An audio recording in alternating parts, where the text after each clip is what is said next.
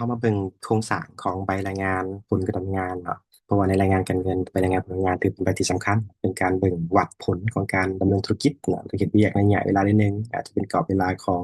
เป็นรอบเดือนหรือรอบปีหรือไตรมาสเนาะจะมีข้อมูลประมาณนี้ถ้าสมมติว่าอันนี้เป็นเฮาเข้ามาเบิ่งเรื่องกำไรขาดทุนหรือผลการดำเนินธุรกิจเนาะมาเบิ่งเดือนที่หนึ่งนะเดือนที่หนึ่งปี26สมมติว่าข้อมูลเนี่ยมีอยู่ประมาณ40 ล้านนะต้นทุนขายตัวนี้ผลกำไรเบื้องต้นผลได้รับเบื้องต้นนี่หมายถึงผลกำไรจากการขายลบไปต้นทุนขาย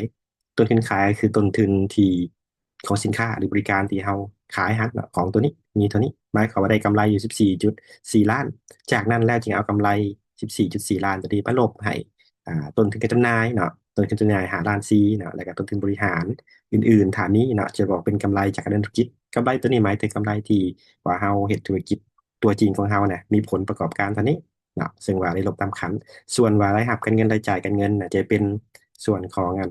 การบริหารจัดการของฝ่ายบัญชีการเงินนะโดยเฉพาะก็เป็นทางหัวหน้าการเงินเนาะบริหารว่าจะเฮ็ดได้ถามว่าในการดำเนินธุรกิจมีตัวนี้แล้วฝ่ายการเงินเรานี่สิสร้างประโยชน์คือผลตอบแทนทางด้านการเงินนะจะมีหรือเท่าใดนะเป็นตัวอย่างในบรินี้เนาะหลังจากนั้นแหละจะมาบวกครับการเงินรายจ่ายการเงินเราจะออกมาบริหารก่อนเสียก่อน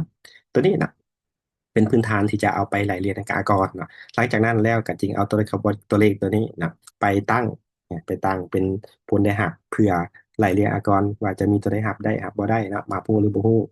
ตามกฎหมายจากนั้นจริงเป็นอากรกำไรแล้วจึงคิดไล่อากรกำไรออกมาจริงมาลงบัญชีอีกทีนึงแล้วจึงมาคะแนนเขาตัวนี้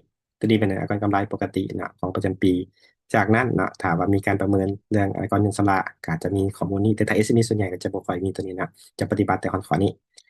ต่อมาเราก็จะเป็นผลได้รับสุทธิจากการดำเนินงานเนี่ยจะออกกล่าวเพราะว่าคนมีบริขารรวมลบเนอะส่วนรวมตัวมานี้เนี่ยเวลารายรับสังรวมรายจ่ายสังรวมตัวนี้เป็นรายรับพิเศษรายจ่ายพิเศษที่บริถือไปคำนวณแรงอากรนะอากรเป็นจะไว้อยู่หลุมนี้แต่ว่าจะเป็นข้อมูลเพื่อคิดรายเรื่องผลได้รับสุทธิของกิจการจากนั้นเนาะผลได้รับตัวพวกนี้รายรับพิเศษอื่นๆเนี่ยนะรายจ่ายพิเศษเช่นพวก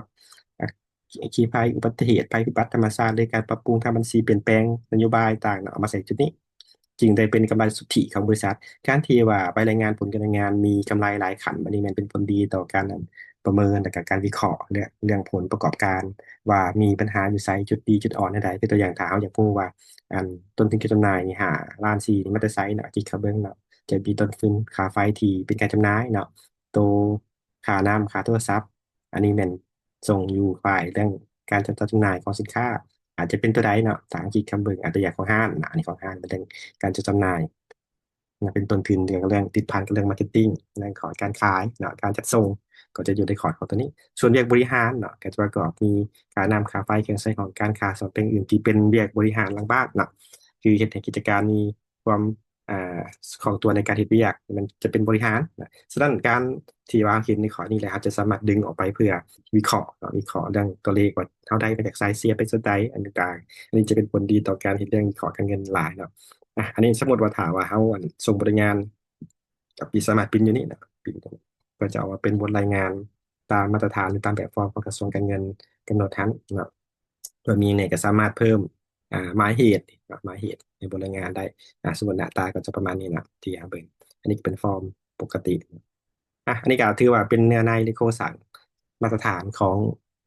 บริไปรายงานผลการงานที่ว่าเราต้องได้มีการศึกษาค้นคว้าเพิ่มเติมเพื่อนำไปสู่การวิเคราะห์ทางการเงินที่แม่นยำหรือว่ามีประสิทธิผลสูงขึ้นนะแต่สำคัญอย่าลืมว่าวิธีการบัญชีต้องถูกต้องนะเพราะตัวเลขตัวนี้สามารถส่อแสดงความถูกต้องได้ที่สุดนะที่สุด